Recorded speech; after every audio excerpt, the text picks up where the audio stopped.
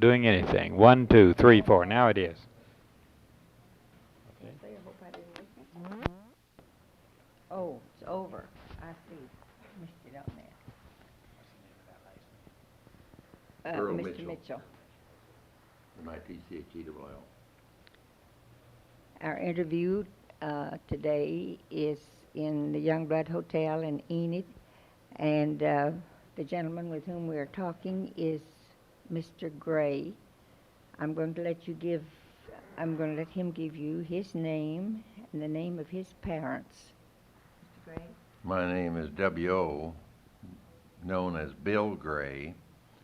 My father's name was James Nelson Gray. My mother's name was Marita Menser Gray, Menser being the maiden name. Right. And you were born in Kansas or Oklahoma? Born in Kansas on the 11th day of August, 1894.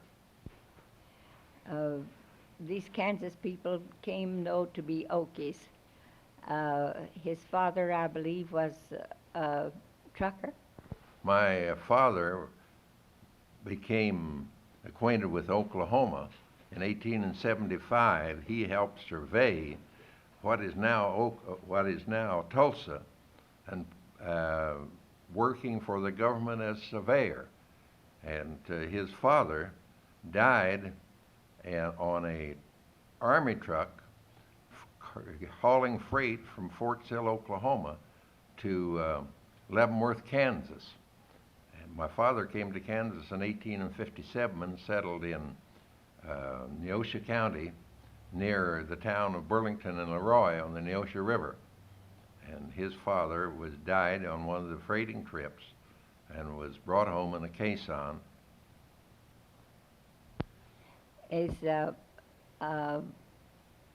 Did your mother then come on to Oklahoma? No. My father and mother were married in 1875, and father was surveying in the early part of the year, the first 8 months of the year in Oklahoma for the government, and then married my mother in September the 30th, 1875.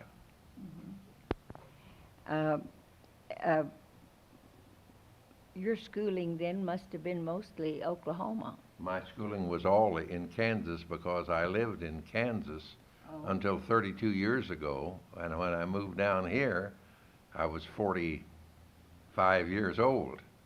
I went to school in the country schools, raised on a farm. Well, I just missed your age, 20 years. That wasn't bad.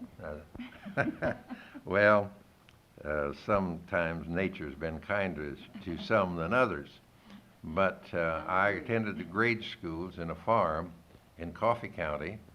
I attended high school in Leroy, Kansas, which I drove back and forth 6 miles to go to school. And then I attended school in Lawrence, Kansas in 1911 and 12 and graduated from the School of Business. And then I went into a job with the Oil and Gas Well Supply Company in 1912 and worked for them for 8 years, then going into the clothing business and working in that for another party, and opened my own clothing store on the 16th day of November 1922. So this is my 50th year in the clothing business for myself. You have an anniversary then. That's right. And that's all that time in Enid. No, in Enid, 32 years. 32 years in Yes, Enid. I came here in 41, the first day of And February 1941. Your store is right here on the square here in It is Enid. on the north side of the square in the #1 location, right next to Right. Woolworths. Right. I have a 50-foot front there. And the name of it? Gray's. We have 30 employees, and I go down to work every day and have managed the whole thing until, it'll be 2 years in September. My son came back after being on the road 13 years and is now managing it, but I go down every day and work every morning when I'm in town. It seems incredible that you would have been here that long. Tell us something about your early impression of Enid, when you first set the store up. Well, I was in business in Kansas and had 2 stores at Independence and Arkansas, at Winfield and Arkansas City, Kansas. And a friend of mine, a salesman, came through and said, "You ought to go down and see Enid, Oklahoma. There's an opening for a good store like you, run down there." And I said, "Well, I've never been there." So there was a football game in which Kansas State was playing Oklahoma at Norman, and the salesman took me to the football game, and we came back through Enid.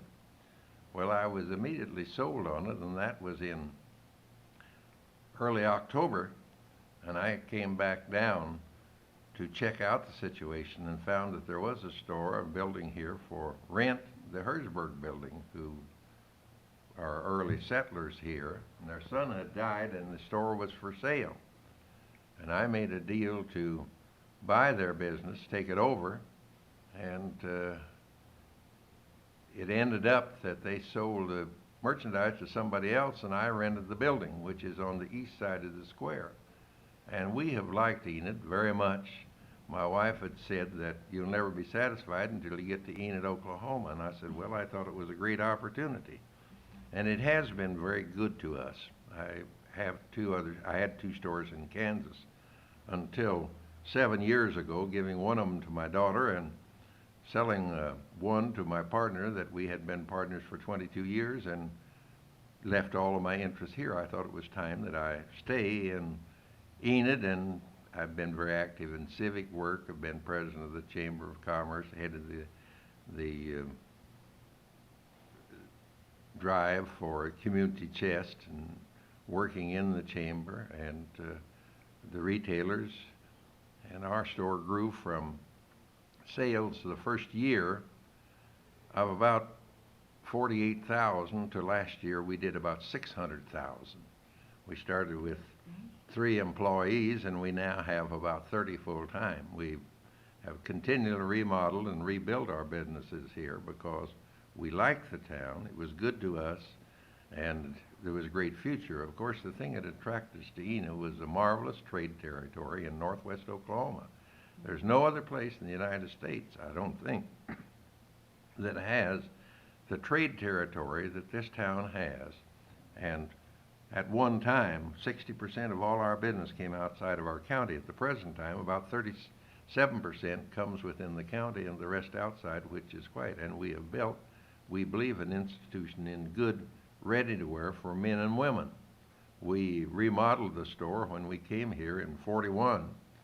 And again, after about 8 years, 41, and in 46 now, which would be about 5 years, we spent $65,000 remodeling somebody else's building in our store and put in a 3-level selling floor instead of 1. We were in there 7 years, and we moved to the north side of the square, which is now the Lowenhaupt, which was the Lowenhaupt store for many, many years, and rented it there. And we have 50 by 150 feet with a second floor for selling.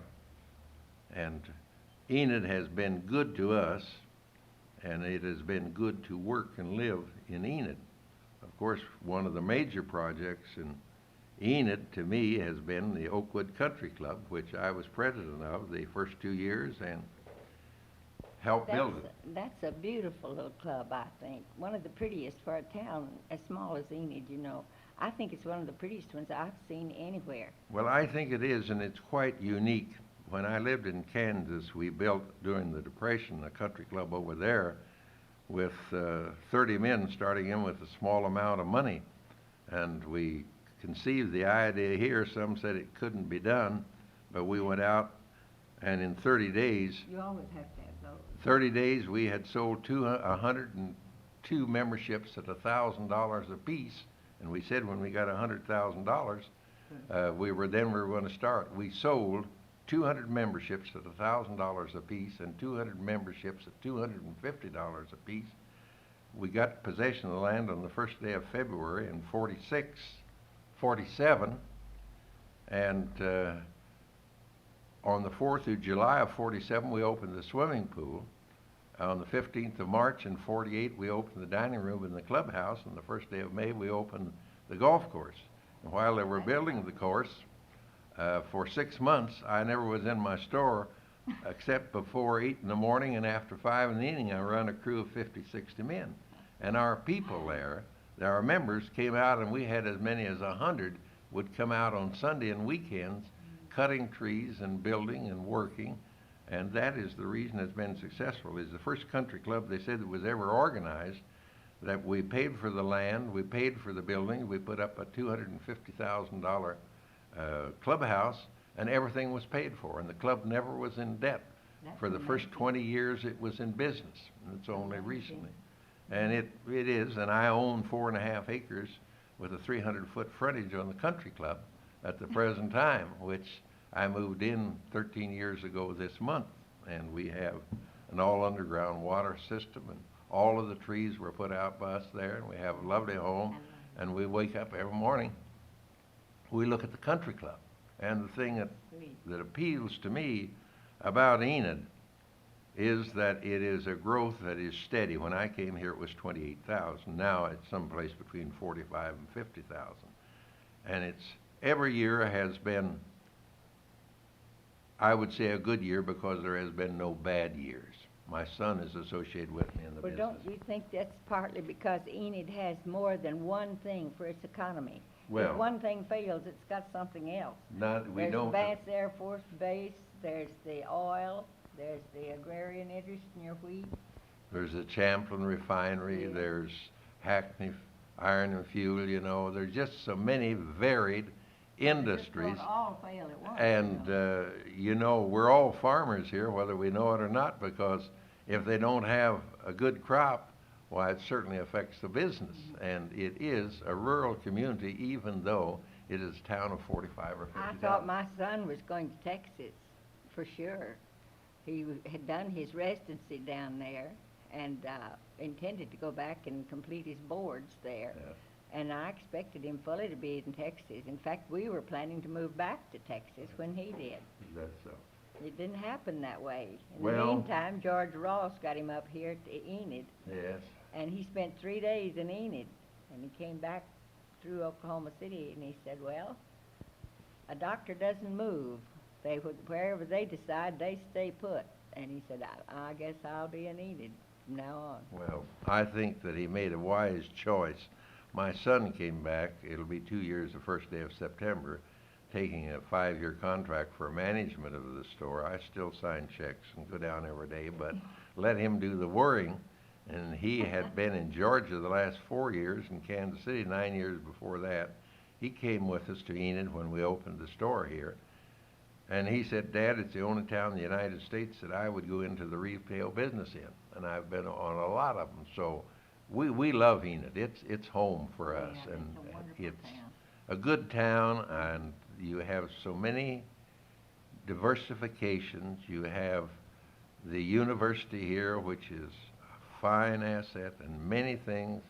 And it's always a pleasure to give. I was chairman of the building committee of the first improvement was made in the Methodist church here, which we now have about a $2.5 million investment. And this was something, and always in the things in the country club, that probably is my major project in Enid. Not because I like to play golf, but because it was something that I felt Enid needed, and I think it has been one of the fine assets. I think the Methodist church and all of the churches. And Where did you get the idea for your windows in the Methodist church? I think they are beautiful, Well, but they certainly are original. A man in St. Louis designed those, and we think that they're most unusual. There was quite a bit of discussion when we built the first unit, what we call the educational part, and on the west of the old church. And now it joins the two new main structures. Some of them wanted to put in brick, and I said, well, we don't want an ordinary church like everybody else's. Let's make it out of stone. And it ended up, we made it out of stone, and we think we have one of the most beautiful churches. I believe in the church. I'm a tither. In fact, I think a tither means more than 10% if you can afford it. And I think the church is one of the best investments I have ever made. Right. Well, can you tell us something about the way the square looked here in Enid? When you first came, what buildings were here then that are here now? Well, there is very few, I believe.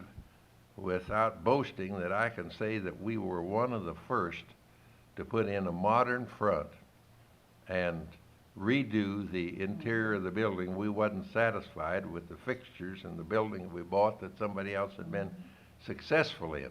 And we were in that just about 5 years when we completely redone the building and tore out the whole inside and rebuilt it. And then this was a good location, but when we had a chance to get on the north side of the square, which is the Lowenhout building, we went over to it, rented it, even though we had about 4.5 years lease to run on the building we're in and all the investment. We went over there because it is the best location in the town. We paid 4 times as much rent as we paid in the other place, but it's been a good investment. And the buildings have changed. If you've noticed, the people who've been here 30 years, if they'd look at 30 years downtown Enid, the fronts in it, they wouldn't recognize. There's very few. I don't know whether there's any on the east, north, and west side of the square that were the same as when we came here. No, they've all changed materially. And while we did a major remodeling program when we went over on the north side of the square 16 years ago, 5 years ago, we made the back, and everybody said it looked like the front of a store because we had a parking lots there, and we arranged for parking lots to give the customer free parking, which was a good investment. And then 3 years later than that, or 2 years ago, we redid the front, which we think is the most unusual in the town. It has the marquee over it, you know, that comes out clear to the sidewalk on a 50-foot front. And we just love Enid. And people tried to buy my home out there when we had been in it about 2 weeks and offered me $100,000 for it. And I said, no. He said, well, would you take 125? I said, I wouldn't take any price. They're going to carry me out of it.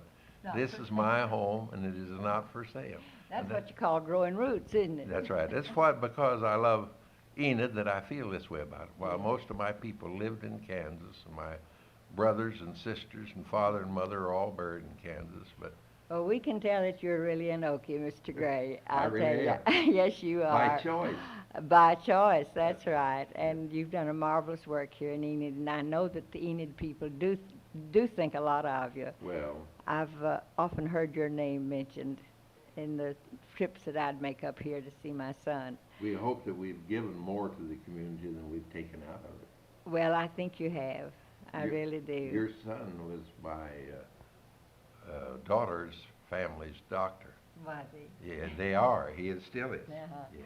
Well, he's after he took his boards and became in the National College of Surgeons, he's been trying to get into surgery as much as possible and quit the other. But you know, it's awful hard to switch. Once you become a GP, why you're just about always a GP. Yeah, that's right. And he loves it. He loves the family connections and likes to go into the homes and things like that. I think he really was intended for just a country doctor. Well, that's not a country doctor. We need those doctors, and you know, to be a success in life, it isn't how much money you make, but it's how much you give to the community or to the other things. It's not what you make. The good men give us the ability to make it. That's right. It isn't, we can't take it with us, and we should make it and give it We're just and passing good through. for other people. That's right. Well, Mr. Gray, it's been such a pleasure to talk to you, Nice to and see you, Mr. we're Rutherford. so glad to get you on tape. Thank you. Thank you so much. Over.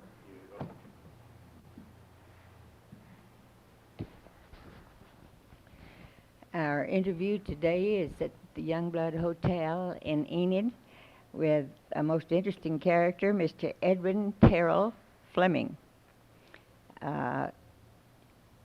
We will find that the 75 years that he has spent in Enid have been most interesting. I'm going to ask now that he give us his name, and the name of his father and his mother, and anything he cares to add, we'll be glad to have it.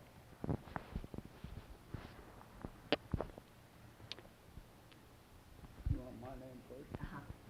My name is Edwin Terrell Flemming, but I'm known as just plain Ed Flemming.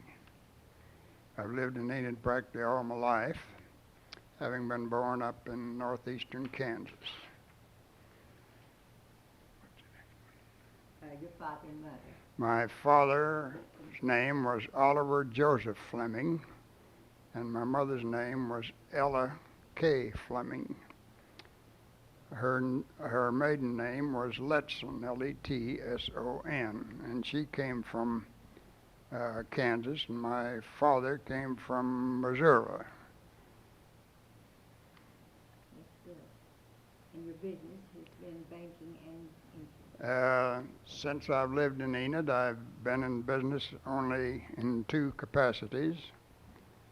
In the banking business for many years, and after that, I've been in the insurance business, which business I am in today. Mr. Flemming, we would like to know something of the change from the banking business to the insurance business. Perhaps there was an incident there that you would relate for us. It goes back into the, I guess you'd call it the Depression of 1933, when all the banks were a little bit jittery and having trouble. And it was during this time that my father became violently ill. He had a stroke. And everybody thought then that my bank was going to go under. But I got the other three banks together, and I merged with all three of them. That's why I got out of the banking business, but nobody lost a penny except Ed Flemming. And I got out though in good shape and in good health and with a good name, which I was after mostly. So it was rather a unique merger. I don't know if I've ever heard of three banks taking over one before. But they did, and they all made money by it, and I was quite happy that nobody lost anything. So that's my experience in the banking business. And now your business is insurance, I believe. Tell us something about insurance in Enid and how it's come along. Well, I had a very dear friend in Enid who was in the insurance business, and he asked me one day, says, would you be interested in getting a contract with the Travelers Insurance Company? I said, well, I might. I'd think about it. So I went to Oklahoma City and met the men down there, and they gave me a very fine reception. So I decided to go into the insurance business, which I have been in ever since then. It's general insurance of all lines. I'll take on anybody that needs some insurance. Life, accident, health, or any other, fire and theft or what have you. I'm sold. That is really my line, and that's what I've been doing ever since.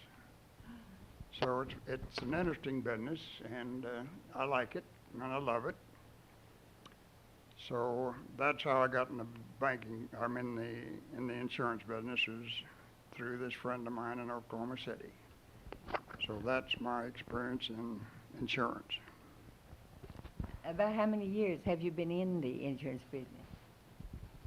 Ever since 1933. You went in that very year. You closed the bank and went right on into insurance.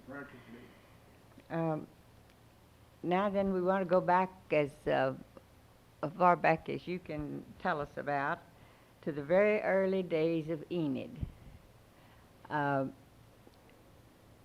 Something about, for instance, what did the town of Enid look like?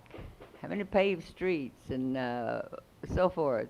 Your square, what buildings did you have? And tell us something of the early days. Well, the early days of Enid was, well, I don't know exactly how I want to say it, but it was quite plebeian, I guess. It was the good old days, yes, maybe you might call it that. No paving, with the horse and buggy. And I lived on the east side of town, which at that time was the only part of town to live in. That was the best part of town, in other words. We lived out about 1200 block on East Main. Today, the population is going west, but in the early days, it was mostly east. And the square was just like it is today, rather than it wasn't paved, and the dirt roads and the mud and everything that went with it. And it was interesting living. Are there any stores now that were going at that time? It started that early? I can't recall. Well, there've been some mergers of stores that I can recall. A clothing store here was Mybergen and Gottschalk was the name of it, and now it's the S&Q grocery. I mean S&Q clothing store. But there wasn't any Safeways during my day. In the early days. They weren't ready yet. No supermarkets. No supermarkets, just plain old grocery stores. And ham and eggs is about what we ate, and chickens. They were cheap, much cheaper than they are today, of course. But About what did they cost then? Do you remember? or you could get a chicken for a dime, 15 cents. Meat was, or you could get a good T-bone steak for 25 cents. And it was good too. Yes, it was. Yeah. So it was interesting living, but rather plebeian, and as far as heat was concerned, we had the old kitchen stove and the stove in the living room, the base burner they called it. Yeah. We burnt hard coal in the base burner. In the kitchen, of course, we just burned wood and coal both. But we got along, and we loved it. And as I look back, why, it wasn't so tough. Well, life was simpler some way. Life was very simple in We do those have days. things now that we didn't have then, but we've also gotten so complex in so many things. Life was not complex then at all. It was simple, and everybody got along with everybody else. We had few enemies. You just didn't make them like you do today for some reason or other. Well, neighbors were neighbors. Neighbors were neighbors, and they were good people. Your word was your bond. That's right. A word was your bond in those days. I lived in those days too. Yes. Do you remember any particular traumatic experience of the little town as it was growing up? Any storms or fires or anything that made the citizens really get together on something? We had our normal amount of windstorms and hailstorms and fires and droughts, but it didn't seem to bother us too much. We had no catastrophes, as I recall. So things went along. Has Enid ever had a tornado? Oh yes, we've had tornadoes, but we're still here. They weren't too severe, but sometimes we'd have a pretty heavy wind, and the dust was a factor though in the early days on account of the pavement being not there. I remember that. I remember On that. account of the pavement wasn't there. And you wore dusters to keep the dust off of your... Yeah, my folks wore, my mother, I remember, she wore a duster all the time when she went out, and we wrapped up in the wintertime, but in the summertime we had to take it. Yeah. We had no coolers like we have today. We did have fans, but you propelled them yourself, and once in a while you'd have an electric fan up on top, but it's quite a little while before we had electricity. Yeah. And when we had electricity, why, we began to ease off a little bit. Were the churches, did they come to Enid as the town developed? Did you have the various congregations organized and coming in? Yes, we had various churches. Uh, I can recall probably half a dozen denominations. I belong to the Presbyterian Church up in Kansas, and of course, my folks kind of founded the Presbyterian Church here in Enid, as far as that's concerned. And What was your first church like? well, it was rather. We did a lot of singing. Yeah. Probably more singing out of the hymns than they do today. But the congregation, of course, was small, and the church was small. But as the town grew, why, so did the churches, and so did the Did they have congregation. benches or seats or? Yeah, we had, to start with, we just had chairs, and then we progressed to benches, and then to permanent seats. Pews. Pews, yes. Did you have an old organ that you? Oh, yes, we had an organ. It was an old timer, and I recall a very interesting incident as far as the organ is concerned. My sister was quite a musician. In fact, she was a very marvelous musician. She was born that way. And I got a little of it, but not very much. My mother was quite musical, so I used to pump the organ for her in church. She wasn't very strong. She couldn't pump the organ, so Some of those big ones, you know. so I used to pump it from the back end. It had a handle on there, and I'd pump it for her. So one Sunday morning in church, before church, she asked me, she says, when they pass the plate around, see if you can find out what I'm going to play. It isn't going to be church music, but I want to know if you can recognize it. She could take a piece of music and do anything with it. Yeah.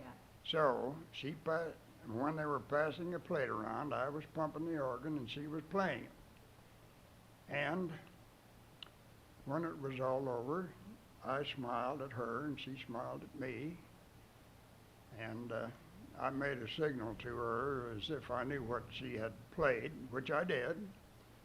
And it turned out in the First Presbyterian Church in Enid, Oklahoma, on that Sunday morning, she played Alexander's Ragtime Band in the prettiest church music you ever listened to. Like a hymn.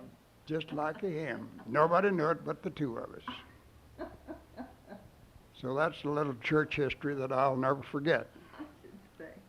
That's priceless.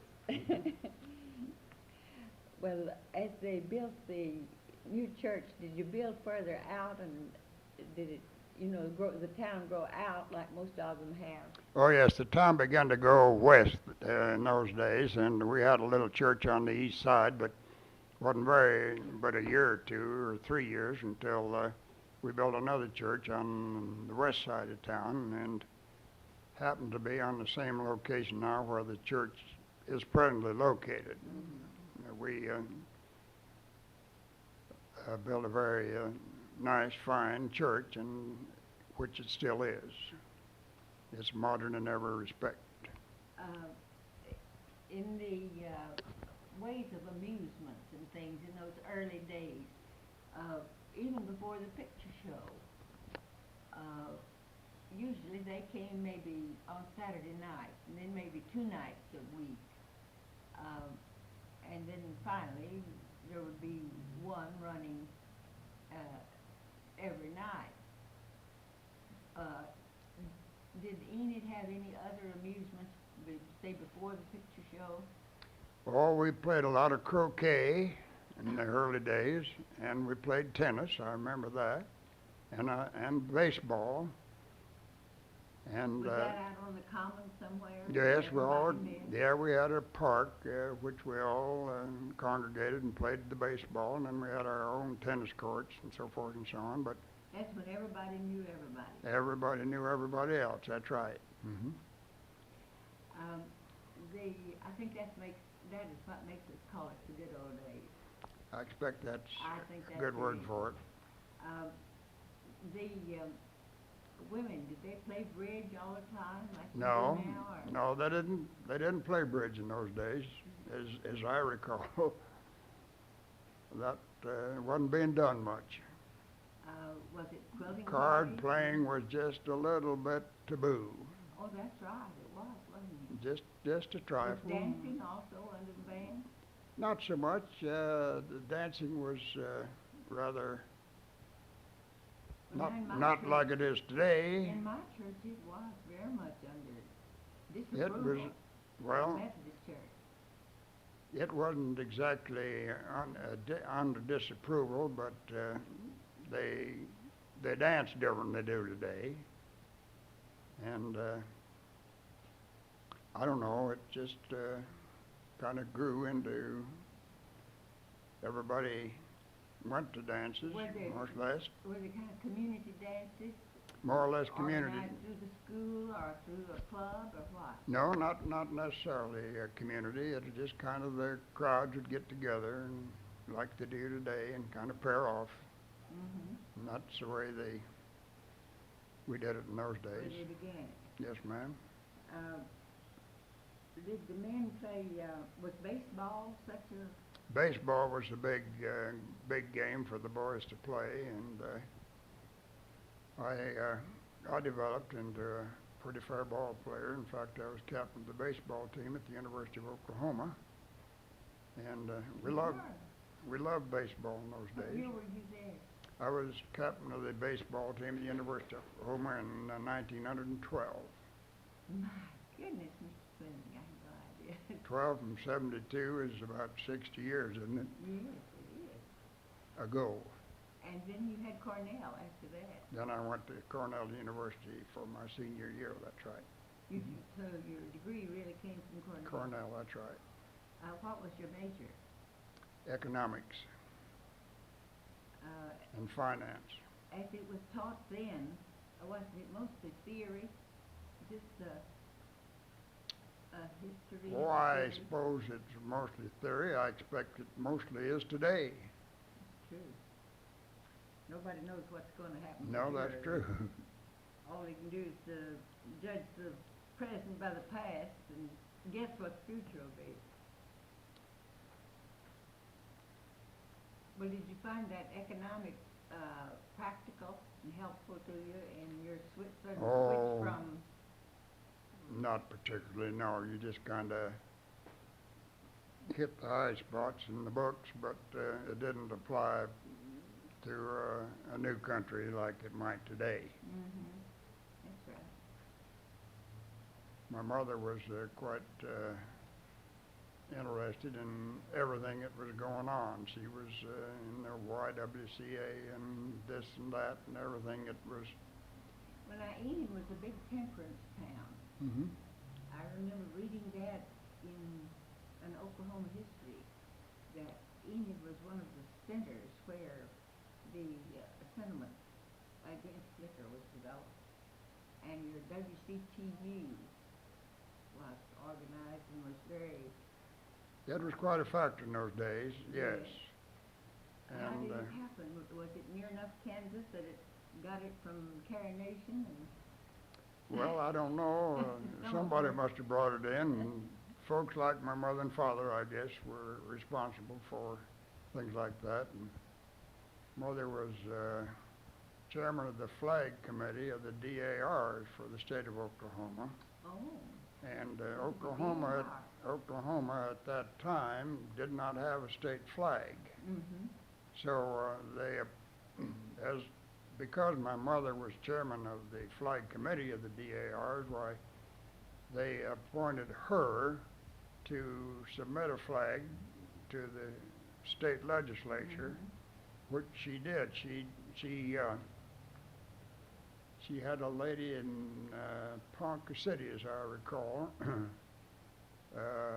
made 2 or 3 flags, and she presented them to the legislature, and they selected one. Mm-hmm. And as a result of that, why the legislature gave this flag back to my mother, which I do have now in my The home. first one. The first flag in the state of Oklahoma belongs to Ed Well, Flemming. now, is that the one with the, like we have now? It's the flag of today, Well, that was Louise Fluke. of Ponca City.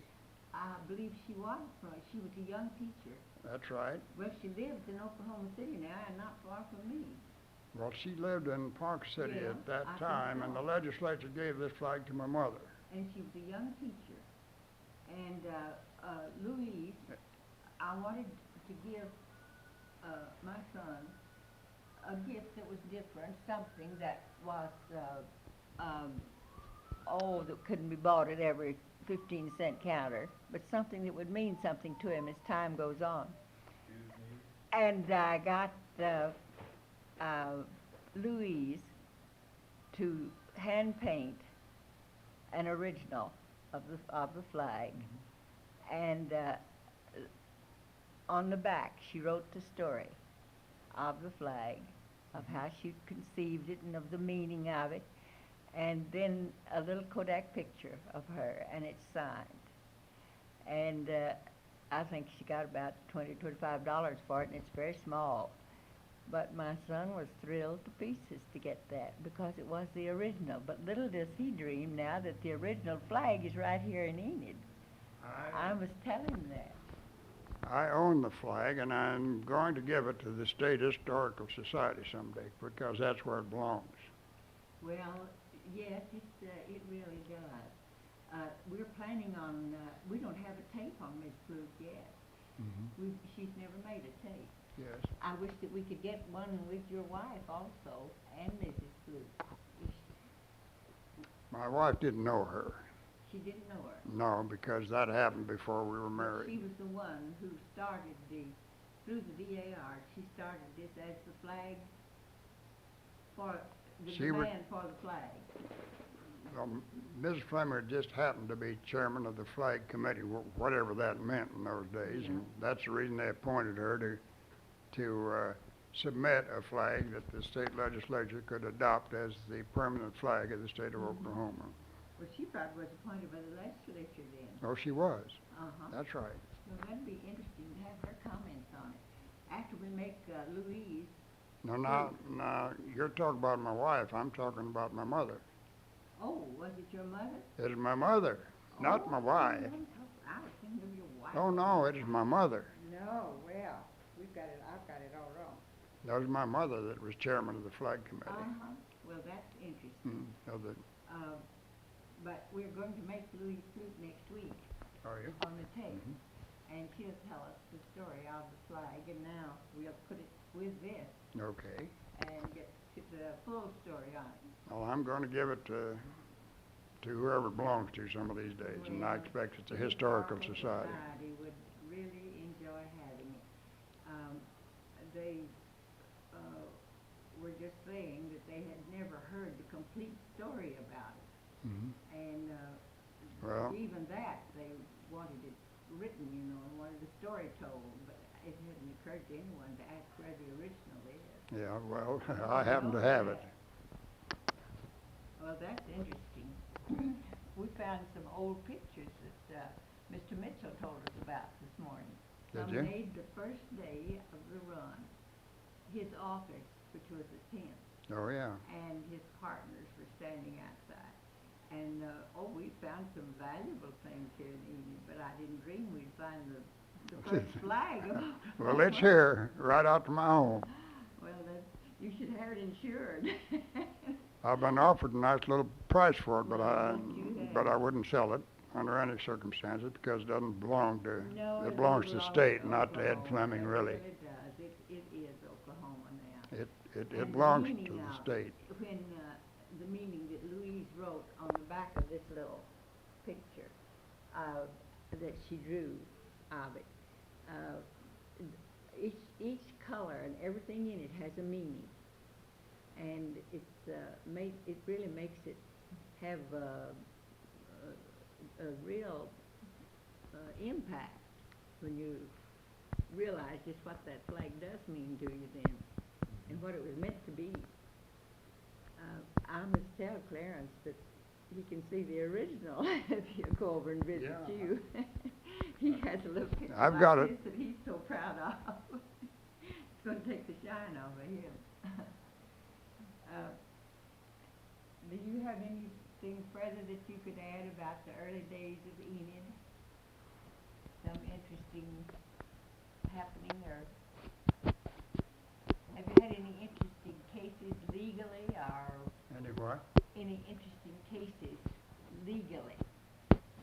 nearly every town has one or two of it. No, I don't recall any legal cases. It has always pulled together pretty well, hasn't it?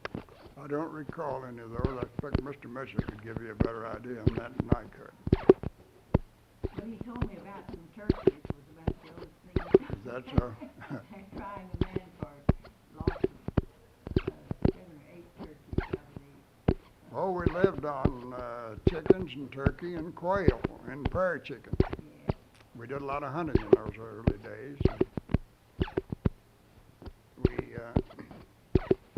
We ate a lot of, as I say, we ate a lot of quail and we ate a lot of pheasant, turkeys. Then you could just go out and get them. We could just go out and shoot them anytime we wanted to, and we didn't have to go very far.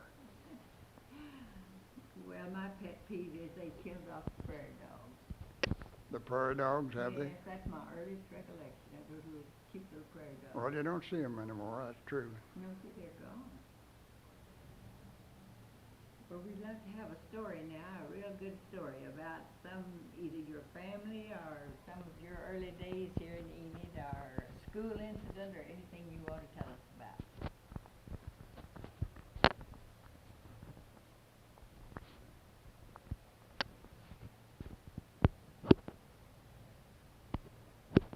What kind of transportation did you have?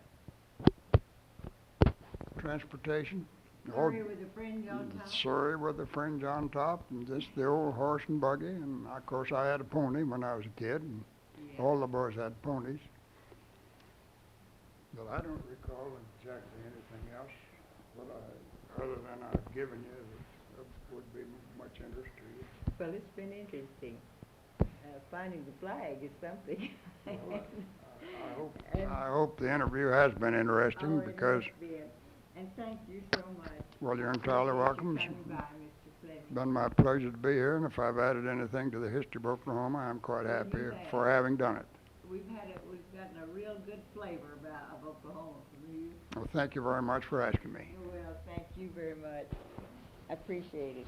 And I'm so glad to have met you. Glad to meet you And I'm going to indeed. tell my son about your picture. Okay. Mr. Wood is.